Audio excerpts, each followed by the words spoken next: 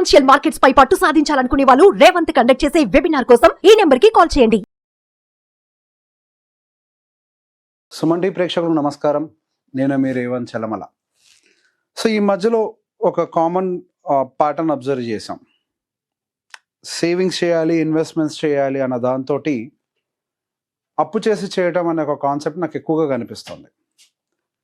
అటు LIC investments అయి ఉండొచ్చు, లేకపోతే మ్యూచువల్ ఫండ్ ఇన్వెస్ట్మెంట్స్ అయి ఉండొచ్చు. సో రీసెంట్గా ఈ ఐపీఓ లో పెట్టుబడులు పెట్టడం కూడా ఒక ట్రెండ్ బాగా స్టార్ట్ అయింది.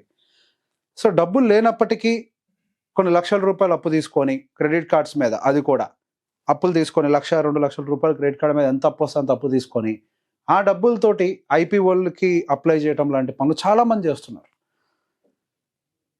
ఇన్వెస్ట్మెంట్ అనేది ఒక లాంగ్ టర్మ్లో జరగాల్సిన పని. ఇన్వెస్ట్మెంట్ అనేది మనం సంపాదించిన తర్వాత మన దగ్గర నుంచి మిగిలే డబ్బులతో చేయాల్సిన పని, కానీ అప్పు తీసుకొని చేసే పని ఎటువంటి పరిస్థితుల్లో కాదు. చాలామంది దగ్గర ఒక కామన్ ఫ్యాక్టర్ అబ్జర్వ్ చేసింది కూడా ఉంది. అప్పు తీసుకొని పర్సనల్ లోన్స్ తీసుకొని, ఇప్పుడు కాదు 4-5 years బ్యాకే ల్యాండ్స్ కొని, పర్సనల్ లోన్స్ ద్వారా ల్యాండ్స్ కొని, ఆ ల్యాండ్స్ రేట్లు సరిగా పెరగక, ఆ ల్యాండ్స్ పెరిగిన రేట్లతో కంపేర్ చేస్తే వీళ్ళు కట్టిన పర్సనల్ లోన్ ఇంట్రెస్ట్ రేట్లు ఎక్కువ అవ్వటం, ఇది చాలా ఎక్కువ మందిని ఇన్వెస్టింగ్ సైడ్లో ఇబ్బంది పెడుతుంది. సో ఇప్పుడు దాకా ఎవరైతే నా దగ్గరకు వచ్చి ఆ ప్రాబ్లమ్ని షేర్ చేసుకున్నారో, ఇక మీదట అట్లీస్ట్ మన వాళ్ళందరూ ఈ సేమ్ టైప్ ఆఫ్ మిస్టేక్ని రిపీట్ చేసి మళ్ళీ ప్రాబ్లంలోకి వెళ్ళరు అన్న ఒక ఉద్దేశంతో చెప్తున్నాను. అండ్ ఇంకో కొన్ని పనులు కూడా చేస్తూ ఉంటాం. The most common mistakes in investing ఇవన్నీ కూడా అప్పుల ద్వారా రకరకాలు, ఏదో ఎల్ఐసి పాలసీలో లేకపోతే టాటా ఏదో ఒకటి లైఫ్ ఇన్సూరెన్స్ కమ్ సేవింగ్స్ పాలసీలు తీసుకుంటాం. అవన్నీ కూడా కొంచెం పెద్ద అమౌంట్లో ఉంటాయి. ₹1,00,000 per annum కొన్ని ఉంటాయి, ₹50,000 కొన్ని యానం ఉంటాయి. మళ్ళీ తీసుకోవటం ఏమన్నా మనం ఒకటి తీసుకుంటామనంటే 2, 3, 4, 5, 6, 7 తీసుకున్న వాళ్ళు కూడా చాలామంది ఉంటారు. క్యాలిక్యులేషన్ చేసుకునేటప్పుడు మనం బడ్జెట్ అంతా పోను డబ్బులు మిగులుతున్నాయి కదా, ఆ డబ్బులు తీసుకొని వచ్చి మనం ఈ పాలసీలకి దేనికో దానికి కట్టేస్తే అయిపోద్ది, ఏ ప్రాబ్లం ఉండదు అని చెప్పేసి ఆలోచిస్తూ ఉంటాం. సో బడ్జెటింగ్ చేసేటప్పుడు మనం మంత్లీ ఎక్స్పెండిచర్తో పాటుగా యాన్యువల్ ఎక్స్పెండిచర్ని కూడా లెక్కలోకి తీసుకొని దాన్ని యావరేజ్ చేస్తే అది పోని ఎంత మిగులుతుందో దాంతో మాత్రమే అది మీరు ఏమన్నా కట్టుకోండి. మ్యూచువల్ ఫండ్ కడతారా, పాలసీలు కడతారా, టర్మ్ ఇన్సూరెన్సా, హెల్త్ ఇన్సూరెన్సా, అది వాటిల్లో పరిమితమై ఉండాలి. కానీ మనం జస్ట్ ఏదో మన మంత్లీ అవసరాలు ఉంటాయి వాటిని మాత్రమే రాసుకొని మిగతాదంతా సేవింగ్స్ అని భావిస్తే మనకి తెలియకుండానే అప్పుల లూపులో ఇరుక్కుపోవటానికి మరొక అవకాశం జనరల్గా కనిపించింది. ఆ ప్యాటర్న్ చాలామంది ఆ ప్యాటర్న్లోకి వెళ్ళిన వాళ్ళు కూడా కనిపించారు. సో ఈ ప్యాటర్న్లో కూడా ఎంటర్ అవ్వకుండా కొద్దిగా ఇక్కడ కూడా జాగ్రత్త పడండి. సహజంగా ఒక్కసారి ఇంత టైట్ అయిన తర్వాత ఏం చేస్తాము, ఆ పాలసీలు కట్టకపోతే పాలసీ ల్యాప్స్ అయిపోతుంది, పాలసీ ల్యాప్స్ అయిపోతే కట్టిన డబ్బులు కూడా నష్టపోతామేమో, మనకి లైఫ్కి ఇన్సూరెన్స్ ఉండదేమో అన్న భయంతో ఎవరొకళ్ళ ఫ్రెండ్స్ దగ్గర అప్పులు తీసుకోవడానికి ట్రై చేసి ఏదో కట్టేస్తాం. సరే డబ్బులు వస్తాయి కదా, వాళ్ళు చిన్నగా తీరుద్దామని. 1 సంవత్సరం జర్నీ దాటిన తర్వాత అర్థమవుద్ది మనం దాన్ని తీర్చలేము అని. అప్పుడు ఏం చేస్తాం, మళ్ళీ ఏదో గోల్డ్ లోనో పెడతాం. ముందు వాళ్ళకి డబ్బులు ఇవ్వాలి కదా, ఫ్రెండ్స్కి మనం నమ్మిచ్చారు, వాళ్ళకి డబ్బులు ఇవ్వాలి కాబట్టి ఏదో గోల్డ్ లోనో పెట్టి వాళ్ళకి డబ్బులు ఇచ్చేస్తాం. మళ్ళీ ఇంకొక ఇయర్ రెన్యువల్ వస్తుంది. ఆ రెన్యువల్ వచ్చినప్పుడు మళ్ళీ డబ్బులు ఉండవు. అప్పుడు ఏం చేస్తాం, సజెషన్ ఇస్తారు. నేను పాలసీ కంపెనీలను తప్పనట్లేదు, ఆ పాలసీ అమ్మే వాళ్ళు ఎవరైతే ఉన్నారో కొంచెం మీరు కూడా ఆలోచించాలి. ఈ పాయింట్ ఆఫ్ వ్యూలో ఆ పాలసీల మీద లోన్లు ఇప్పించి పాలసీలు కట్టిస్తారు. నేను ఇక్కడ ఎవరిని తిట్టడం చెప్పడం నా ఉద్దేశం కదా, అటు ఎవరైతే ఆ పనులు చేస్తున్నారో వాళ్ళు ఆలోచించాలి. 6%, 7% రిటర్న్స్ కూడా రాని ఒక ఇన్స్ట్రుమెంట్ మీద 11% లోన్ మీరు ఇప్పించి వాళ్ళు కట్టలేము అని అంటే లోన్ ఇప్పించి మరీ కట్టిస్తున్నారు. వాళ్ళు కడితే మీకు కమిషన్ వస్తుంది, కానీ వాళ్ళకి అక్కడ అప్పుల బాధల్లో ఇరుక్కుపోతారు. కాబట్టి అటు కట్టేవాళ్ళు కట్టించేవాళ్ళు ఇద్దరూ కూడా ఈ ప్యాటర్న్లోకి వెళ్ళి ఇబ్బంది పడకుండా కొంత జాగ్రత్త పడితే అందరికీ మంచిది. సో ఈ ప్యాటర్న్లో నేను గమనించి ఇల్లు అమ్ముకొని ప్రాబ్లమ్ని సాల్వ్ చేసుకుందామా అనుకున్న వాళ్ళు కూడా నా దగ్గర కొంతమందికి వచ్చారు. అంటే ఈ ఓవర్ సేవింగ్స్ ఎంతకి దారితీస్తాయి అని అంటే మన మింగేయడానికి కూడా వచ్చేస్తాయి. అంటే మన ఇల్లు, మన సేవింగ్స్ ఏవైతే ఉంటాయి కదా పెద్దవి, ఆల్రెడీ కొన్ని సెక్యూర్డ్గా పెట్టుకున్నాయి, వాటిని అమ్మేసి అప్పులు తీర్చుకోవాలా అన్న సిచ్యువేషన్కి కూడా ప్రెషర్ తట్టుకోలేక ప్రతి నెల ఖర్చులు పెరిగిపోతున్నాయి. ఒకవైపు ఏమో ఒకదానికొకటి అల్లుకొని పోతూ ఉన్నాయి. దానికి వడ్డీలు కట్టాలి, దానికి ఈఎంఐలు కట్టాలి, అల్లుకొని పోతూ ఉన్నాయి.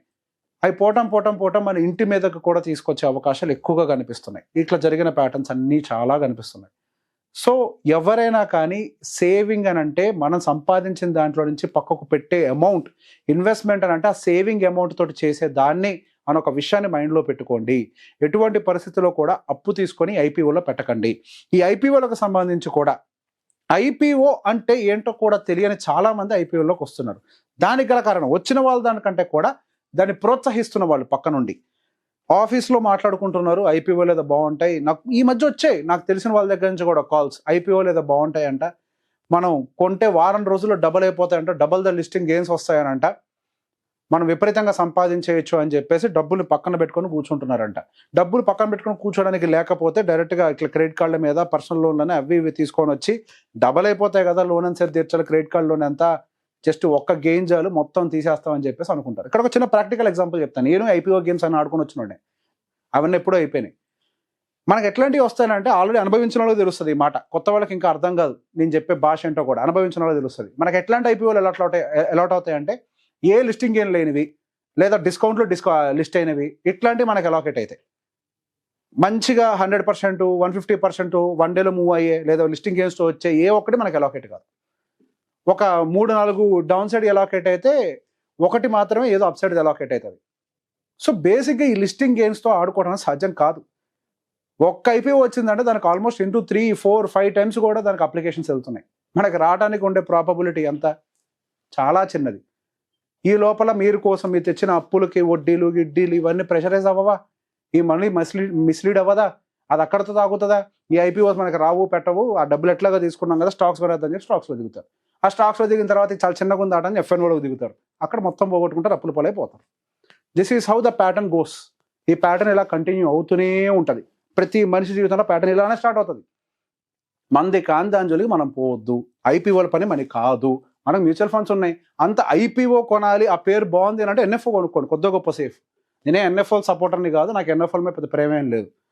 న్యూ ఫండ్ ఆఫరింగ్ అని మ్యూచువల్ ఫండ్స్లో వస్తుంటాయి కదా, 10 రూపాయలకే వస్తాయి, తక్కువ రేటుకి వస్తాయని చెప్పి అనుకుంటుంటాం కదా, అవి కొనుక్కోండి. ఐపీఓ వెనకాల పడగట్టాల్సిన అవసరం ఏంటి? ఐపీఓలు అంటే ఫస్ట్ టైం లిస్ట్ అవుతారు, తక్కువ రేటుకి వస్తాయి. ఎవరు చెప్పారు తక్కువ రేటుకి వస్తాయని? ఆ కంపెనీ వాడు పిచ్చోడా మీకు తక్కువ రేటుకి ఇచ్చేయడానికి వాడు నష్టపోయి? ఆ కంపెనీ వాడు ఎవడైనా ఐపీఓకి వస్తున్నాడు అని అంటే వాడికి ఉండేటువంటి అసలు వాల్యుయేషన్ కంటే కూడా హై ప్రీమియంలో పెట్టి అమ్మి మీ దగ్గర నుంచి వాడు డబ్బులు సంపాదించాలని వాడు లిస్టింగ్కి వస్తాడు. మీ మీద ప్రేమ ఎవ్వరికీ ఉండదు. కాబట్టి ఐపీఓల్లో పెట్టుబడులు పెట్టడాలు ఇవన్నీ వర్కౌట్ అయ్యే సూత్రాలు కాదు. IPO is not every once game. దాంట్లో ఎవరో ఒక్కళ్ళకి కలిసి వస్తుంది, ఒక్కసారి కలిసి వస్తుంది, లేదా 2 వస్తుంది మ్యాక్సిమం, అంతే. కానీ ఈ ఐపీఓల మీద బిల్డింగ్ కట్టిన వాళ్ళు ఎంతమంది, ఎవరైతే మీకు సజెస్ట్ చేశారో వెళ్ళి వాళ్ళని అడగండి, ఏం బాబు ఐపీఓల మీద ఇంత డబ్బులు సంపాదించడం అయితే ఇంకెక్కడికి ఉద్యోగం చేస్తున్నావు, మంచిగా వెళ్ళిపోయి ట్రేడింగ్ చేసుకోవచ్చు కదా, ఐపీఓలు అప్లై చేసుకోవచ్చు కదా అని. ఆ ధైర్యం చేయగలుగుతాడా? ఆడికి తెలుసు, వాడు బయటికి చెప్పడు, అంతే. ఆడి చెప్పడు, ఎందుకు? వాడికి భయం, సిగ్గేస్తుంటుంది బయటికి చెప్పడానికి. ఆడికి తెలుసు అంత అద్భుతంగా అక్కడ డబ్బులు ఏం రావని. జస్ట్ స్టైల్ అనమాట. ఈ మధ్య స్టాక్ మార్కెట్ గురించి చెప్పుకోవటం, ఐపీఓల గురించి పెట్టుకోవటం, ఇన్వెస్ట్మెంట్ అనే వర్డ్ వాడటం స్టైల్గా మాట్లాడినంత ఈజీ కాదు, దానికి డిసిప్లిన్ కావాలి. ఇప్పుడు నేను చెప్పిన ప్యాటర్న్ అంతా ఇండిసిప్లిన్ యాక్టివిటీ. డబ్బుకి ఇండిసిప్లిన్ అంటే నచ్చదు. డిసిప్లిన్డ్గా ఎవడైతే వెళ్తాడో వాడు మాత్రమే ఇందులో సక్సెస్ఫుల్ అవుతాడు. ఏ ఇన్వెస్ట్మెంట్ అయినా కానివ్వండి, వాళ్ళు మాత్రమే సక్సెస్ఫుల్ అవుతారు. ఈ ఇండిసిప్లిన్ యాక్టివిటీస్ని పక్కకు పెట్టి మనకు తెలిసిన పని సెక్యూర్డ్ ఏవైతే ఇన్వెస్ట్మెంట్ ఆపర్చునిటీస్ ఉన్నాయో ఆ మ్యూచువల్ ఫండ్ కానివ్వండి, లేకపోతే ఏది కుదరకపోతే ఆ పాలసీస్ కానివ్వండి, లేదా యూలిప్స్ ఏదో ఒకటి పెట్టుకోండి. కానీ మనకు తెలియని యాక్టివిటీస్కి వేలు పెట్టి మాత్రం అన్నెసరిగా నష్టపోకండి. ఇట్లాంటి వాళ్ళు ఎవరైతే ఉన్నారో వాళ్ళందరికీ కూడా ఈ వీడియోని షేర్ చేయండి. Thank you very much.